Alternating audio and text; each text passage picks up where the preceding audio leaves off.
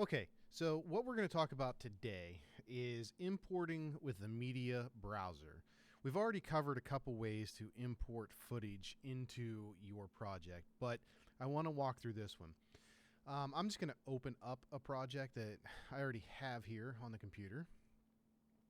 Right now it's finding all my files. Okay, so here's some footage from the award ceremony. I believe this was 2021. Yep, so this was our last award ceremony that was filmed. Now, over here in the project bin, you can see that I'm in the admin C70 bin. I had organized all of my footage by camera, and that's why you have, C70, EOS R, and C300. Now, if I want to import, we've already covered the fact I could double click in my project bin here, and what it'll do is it'll open up. I can click on something, I can say import, and it'll bring it in. But another way to do this is through the media browser. So if I come in here and I click on my little arrow, since I haven't expanded this out, and I click on media browser, what I get is a list that looks a lot like when we're using the computer. I have local drives, I have networked drives if I have any. I have my Creative Cloud Team project versions here.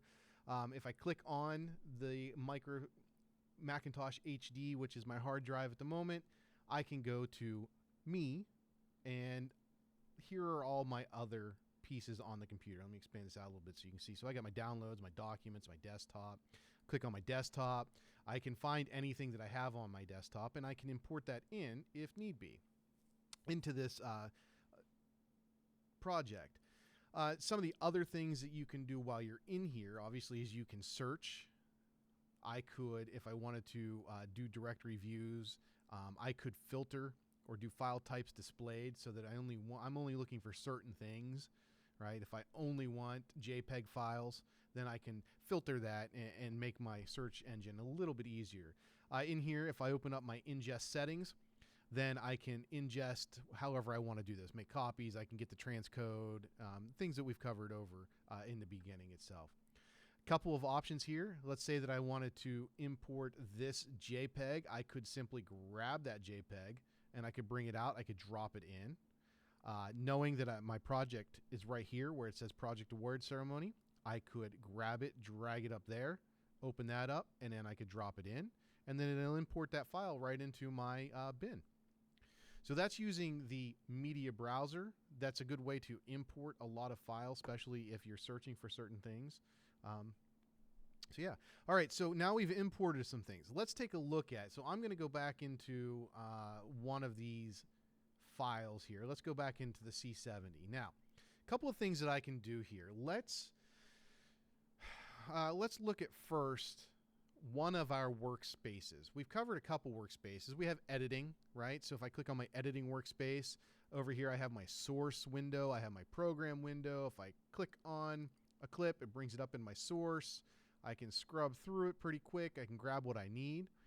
Down here, if I was to play some of this, then you have my source clip over here being played from the sequence panel, now being played in the program panel, right? So we have source panel, program panel, and this is your sequence panel.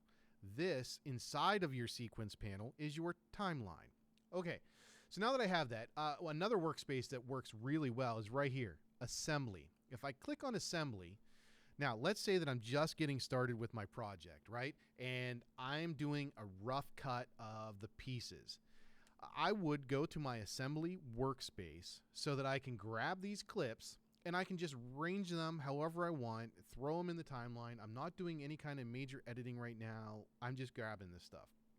Now, right down here on the bottom of my bin, I have some different things. I have my icon view, which is on right now. I can do a freeform view. So if I click on that, it doesn't look like it really changed that much. But now what I can do is I can freely move these clips into whatever kind of order I might want. So if I'm a visual kind of person and I want to take my thumbnails and maybe kind of create a little bit of a storyboard, I can do that in freeform, right? So I can say, okay, I'm going to go from Mrs. Fitzsimmons to, Mr. Kaiser. I'm going to have an adjustment layer come over here. I can lay that out, right? I can obviously make it bigger if I need to see it better. I'm going to go back to icon view. It's going to put them right back for me. Again, I can adjust the size if I need to. Now, next to that, we have our list view. Now, this list view is nice too because you get all kinds of metadata on each of the clips, right? I can tell you right now what my frame rate is, what my media type is, or any of that. If I click on, let's just click up here to media type, I can change the organization, from top to bottom. I can click on it and change that. If I hold down Control on my keyboard and I click media type,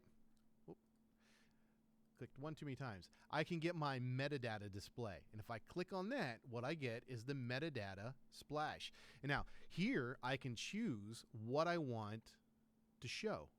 I can take some of these things off. So let's take off, like right here I have media type. They're all movies. I know they're movies. I do have a still image in there that I brought in just a few minutes ago, but I don't need the media type. So let's take that off. I'm going to keep that frame rate because I really want to know that. I don't care that the media is going to tell me the media start, right? Because look, they're all zeros on media start here. I don't need to know that. So I'm going to uncheck that one. And I say, okay, you'll notice as soon as I hit okay, they're gone. And I could clean up. Now you'll notice here, if I take this all the way over, there's all kinds of metadata in here. Some of it, is not even listed, but it has a topic. I can take all of that out if I want, and I don't need to have that in there. Again, I can arrange the sizing, make it a little bigger so I can see it a little bit better. Okay, so now here's a cool thing. Now that I have all of this in here, and I can do the same, it doesn't matter which, if I'm in icon view or if I'm in list view, it doesn't really matter. But let's say that I am going to start a whole new sequence. So I'm going to come down here to bottom, right? And I'm going to click on my new item, and I'm going to say sequence. Now, what we get is our sequence panel. In this sequence panel, your job is to choose one, a preset, that is as close or as exact to the footage that's being shot, right? And sometimes you're going to get it right, sometimes you're not, but you can fix it either way.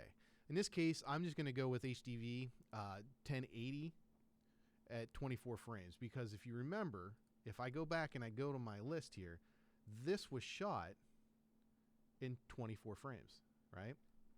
All right, so I'm going to go new sequence. I'm going to grab that sequence right there. I'm going to say okay, and it's going to put that new sequence right there, right? And you can see in my sequence panel, I have a new sequence down here. All right, so now I'm going to go back up. I'll go to icon view so you can see it, but I'm going to take all of these clips. All right, so I've highlighted all those clips. All I did was I clicked on the first one, I held down shift, I clicked on the last one that I wanted, and it highlights them all for me. Now, down here on this side of the panel, see that little guy right there? Automate to sequence. When I click this, I get the automate to sequence box. Now, I can choose, right? Ordering, selection order. That means from the order that I selected them in, or sort order. Doesn't matter. You can choose the other one. And then you can have placement sequentially is what I want. In this case, I'm going to do an overwrite edit. I could do an insert edit if I had something else in there, but I don't, so it doesn't really matter. And then I'm going to leave the rest of this alone for now. I'm going to hit OK. Now watch my sequence panel. It's going to automatically populate all of those clips right after each other. So here's Mrs. Fitzsimmons. There's Mrs. Allison, and it all matches the clips that I have right up in my project bin. Okay, so now that I've done that, I've gotten all my rough cuts in there the way that I want. I got my assembly. I'm going to go to edit. Edit's going to open this back up for me. Now, you can do it this way, and you can go through and you can play, and you can say, okay, well, I need to cut this part out here and cut that out there, and then you can start to do, actually work on your edit that way. That's one way to obviously do it through the assembly mode and through sorting into a sequence. Or once again, you can come in here. I can click on this piece here, right? I can click on this clip and it's going to play it, and then I can set my markers. So let's say that I'm going to set my intro, right? My mark in right here, and then I'm going to play this for a little bit, and let's say this is going to be my out.